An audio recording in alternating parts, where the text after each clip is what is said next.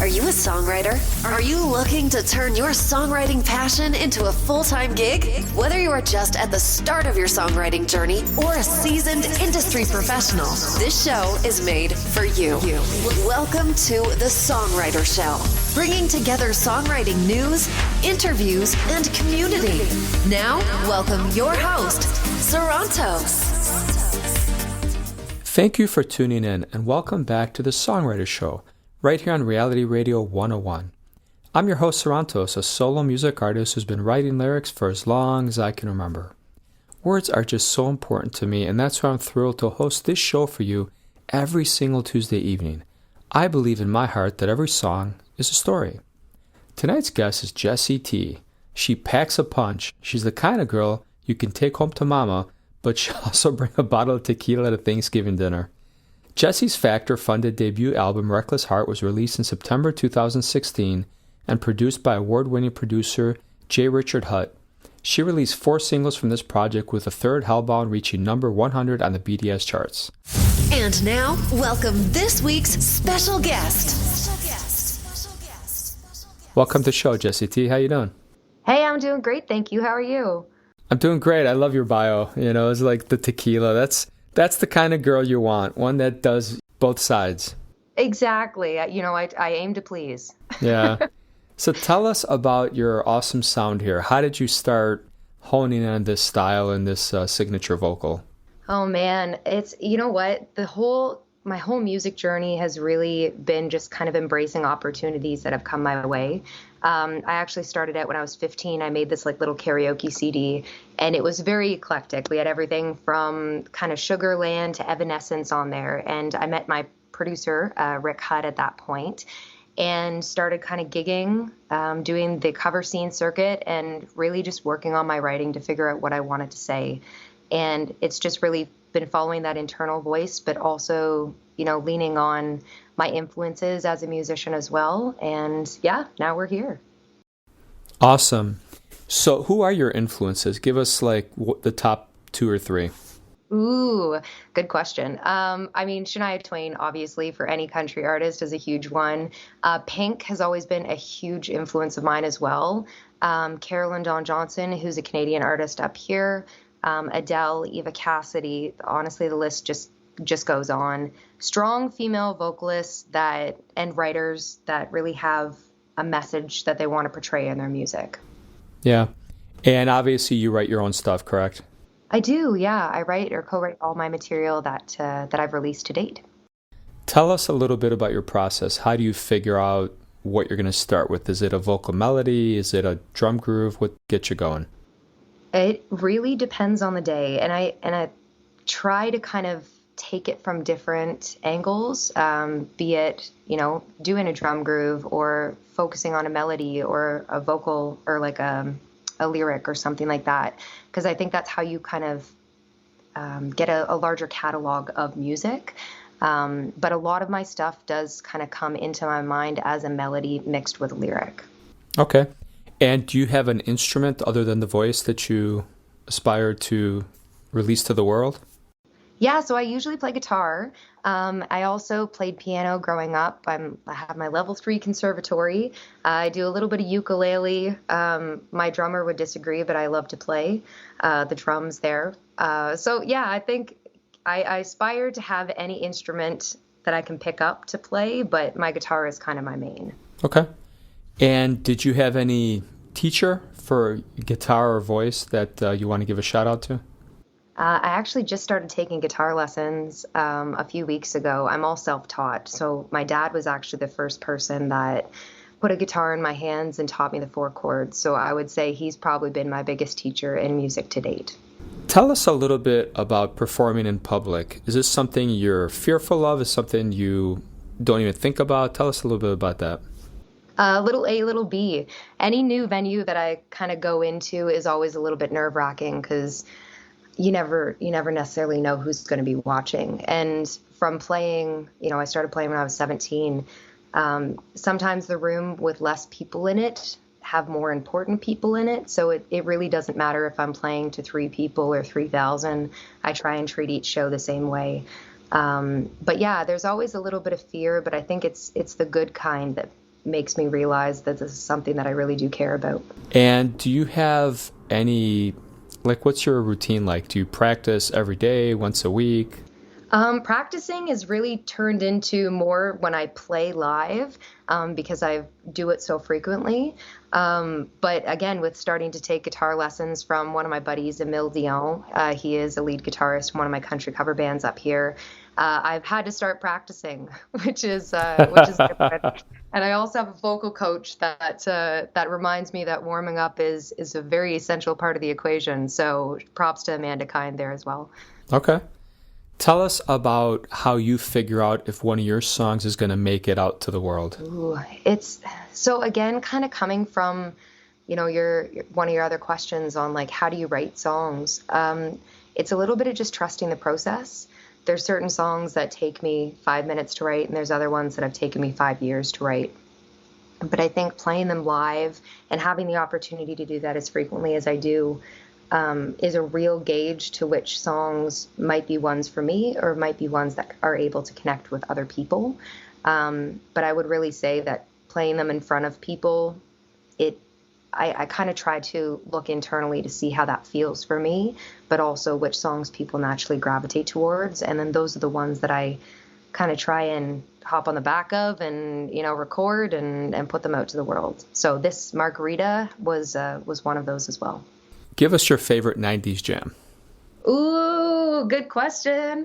Oh man, that's so hard. I would say playing live, Teenage Dirtbag, like 100% is one of those. I also love myself some Savage Garden. So like Truly, Madly, Deeply it's just an absolute jam. I think Savage Garden has like 2 songs, but they're awesome. Yeah, they didn't have 100 hits, but I definitely love their sound and a couple of their songs. Oh, totally. They're just such a vibe. It's like organic emotions, Yeah, those. I have a very large 90s, 2000s catalog in my set. So that was a great question. Okay. What's the best career advice you've ever received? I would say it was actually probably early days with my producer when I first went to meet him. And that was when he suggested that I started writing. And I'd not really looked at that as a possibility for myself at that point. But he had kind of said that, like, that's a really great way to connect with people honestly, with your own experiences and be able to kind of give yourself your own voice as well as be able to control your career. That's a huge revenue stream right there. So I would say really writing and getting that advice from Rick was a really pivotal point for me. But having sat on some panels myself, one of the pieces of advice that I give is you get to define your own version of success. And that version and that idea should always be changing. But setting realistic goals and working to achieve each of those really helps kind of move your career along in a way that you might not recognize now, but 5 years from now, being able to look back and see all you've accomplished is, those 2 pieces. Absolutely. That's great advice. Tell us about this song that we're going to hear in a couple of minutes. What inspired it? Actually, it was a pandemic song. It was a pandemic baby.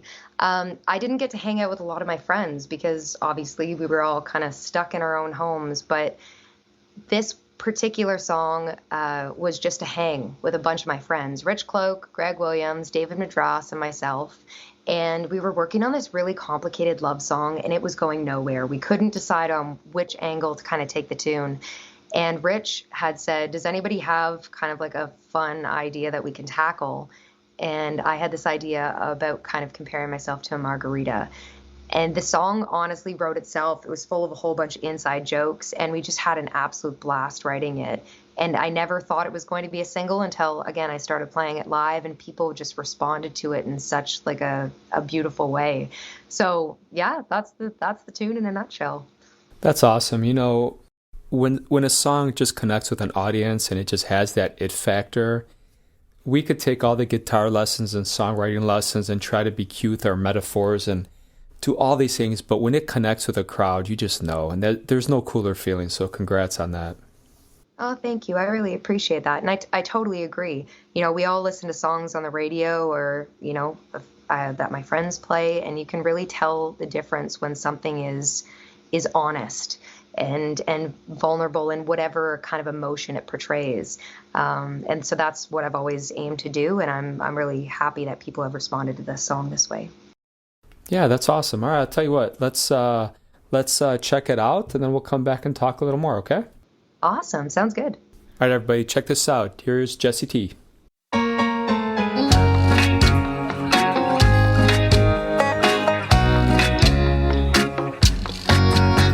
There's a tall glass of handsome right where you're standing. And I gotta get to know you. You need something stronger that hits a little harder. So drop a bottle of Corona.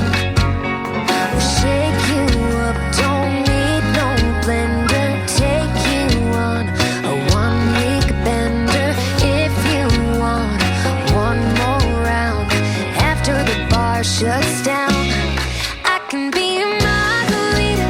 Tip me back and sip me slow like fine tequila. I'll be the perfect mix of salt on your lips and a little bit of sweet on your hips. One taste for me, you'll be high on vacation. Yeah, I can be your all-inclusive destination.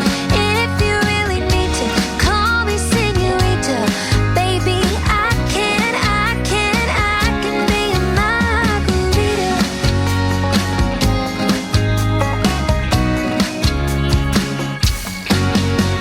Well, Jose's got nothing on how you'll be buzzing after one shot with me. Try me straight or on ice, boy, it's all paradise. I only serve freshly squeezed. I can be a margarita. Tip me back and sip me slow like fine tequila. I'll be the perfect mix of salt on your lips and a little bit of sweet on your hips. One taste for me, you'll be high on vacation. Yeah, I can be your all-inclusive destination. If you really need to call me señorita, baby, I can be a margarita.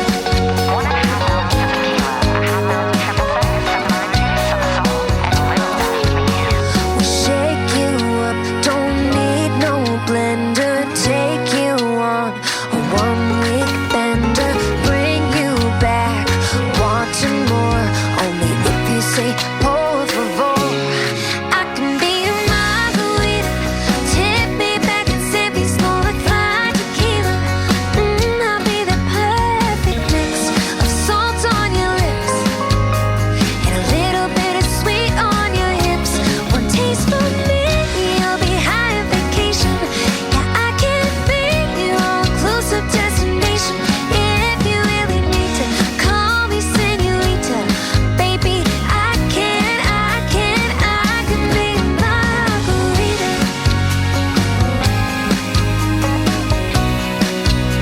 I can be a margarita.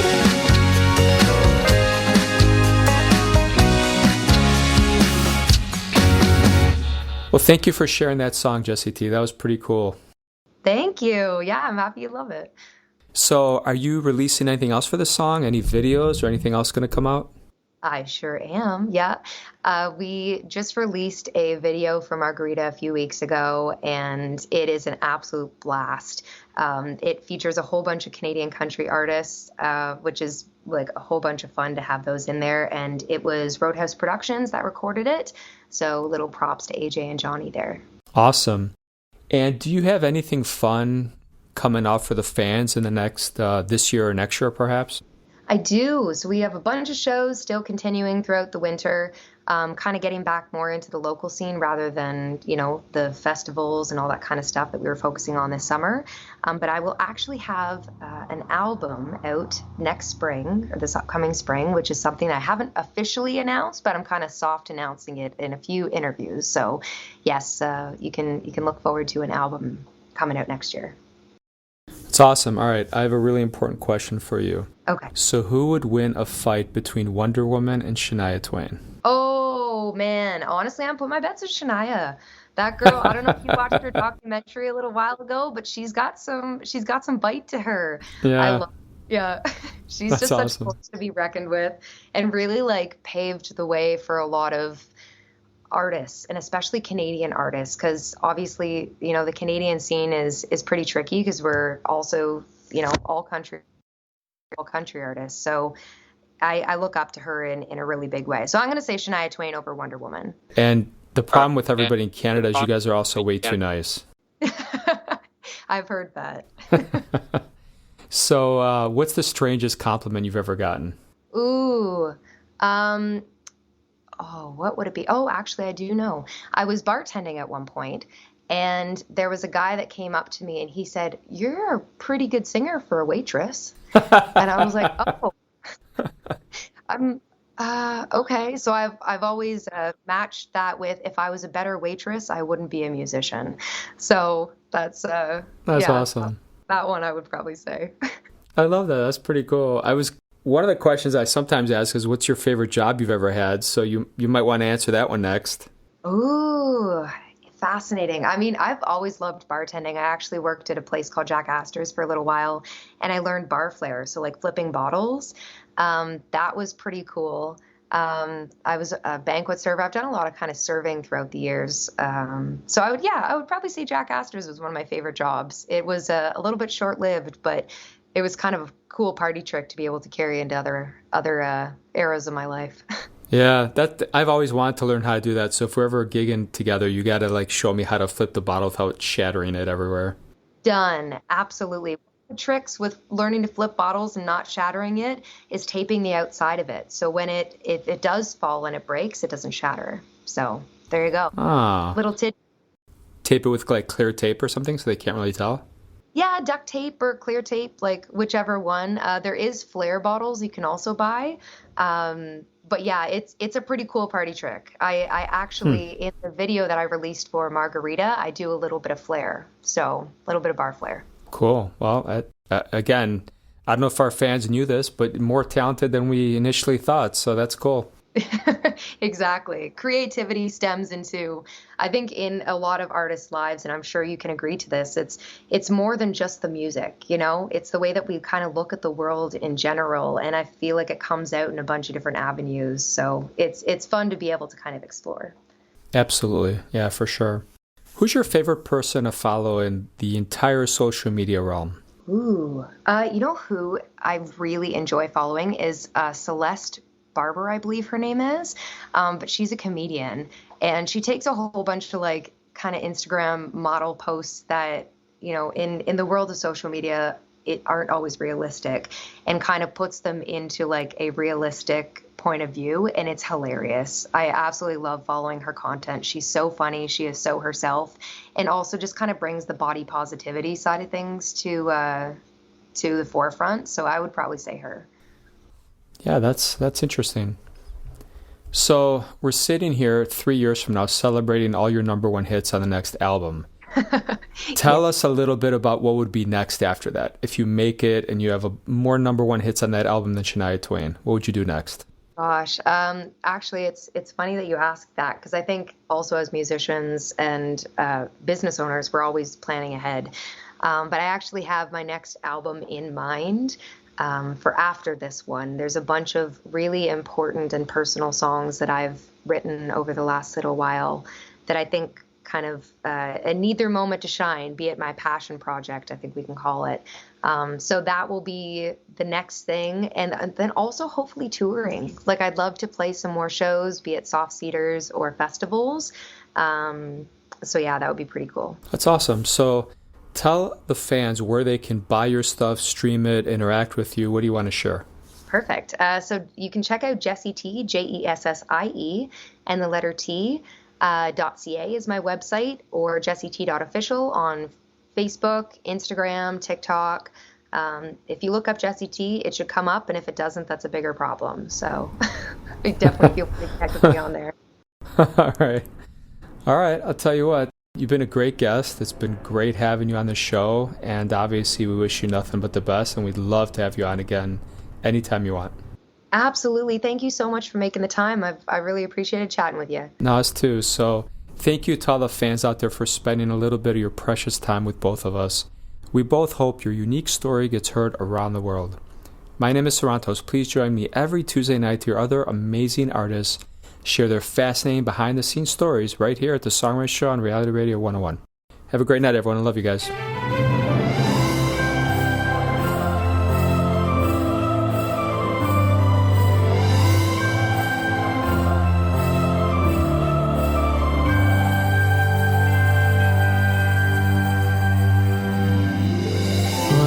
Done at 8, but I'm always running late. When the snow starts to fall, they say it's a happy time for all. I've gone through my life, but I can't enjoy the ride. Played it safe, no lucky break. I never had a seat on Santa's sleigh. Why have I this regret? Why have I so much doubt? Why do I still forget what my life's about? Every single year, as December's drawing near, I put my hope in Christmas, 'cause I believe in Christmas. But when the time has come, those disappointing bells have rung. It's the same old Christmas. It's the same old Christmas. Am I the one to blame? What is wrong with my brain? I'm always hard on myself. I never heard a real jingle bell. My feelings don't make any sense. I'll die alone in the end. I never hear any angels sing or feel the love of a newborn king. Why have I this regret? Why have I so much doubt? Why do I still forget what my life's about? Every single year, as December's drawing near, I put my hope in Christmas, 'cause I always love Christmas. But when the time has come, those disappointing bells have rung. It's the same old Christmas. It's the same old Christmas.